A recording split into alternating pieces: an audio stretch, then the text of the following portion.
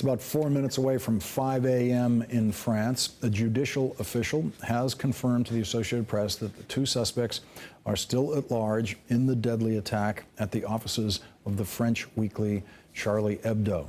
French authorities released photos of the two brothers, 32-year-old Sharif Kouachi and 34-year-old Sahid Kouachi, both born in Paris, who are considered armed and dangerous. A third suspect, 18-year-old Hamid Mourad, surrendered to police earlier tonight. Bill Neely is live in Paris. Bill, what do we know about the suspect who surrendered to the police? Do we know where he surrendered and why he surrendered? Was he basically cornered at that point? Well, we haven't got official confirmation that he is even the suspect who was named initially by police. But we know the man who turned himself in to a police station is 18 years old. He turned himself in a town in the Ardennes region, so up near the Belgian border.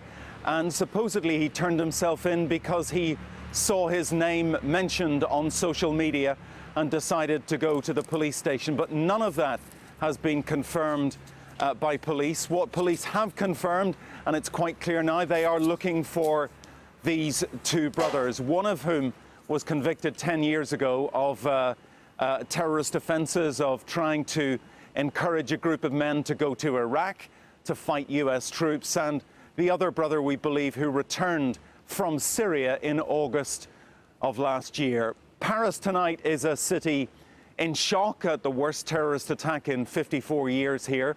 It's a city fearful because these two men, the two gunmen pictured in the videos, are still on the loose. People fearful that they might strike again. But it's also a city defiant. Tens of thousands on the streets here showing solidarity with the journalists and with the magazine Charlie Hebdo.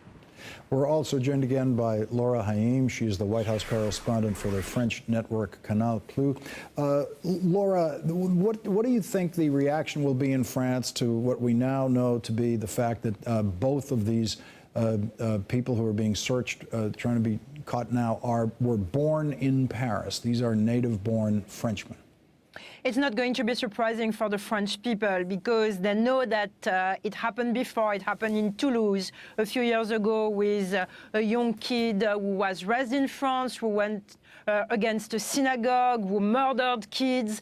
And people were expecting this kind of attack. In the past 6 months, politician people and reporters were describing how French people were preparing attack against journalists, against Jews, against different symbols of democracy. So the French people are not surprised. The French people are shocked. The French people want to be now united. And the French people are going to look very closely at what's going to happen in the next hours, how the people are going to be arrested, what the French police is going to do. Is there going to be a battle between the French police and those two guys? Are they going to surrender? Are they going to fight against the cops? There are a lot of questions at this moment. France is resilient, and French people at this moment just want to show to the world how they are united in the fight against terrorism.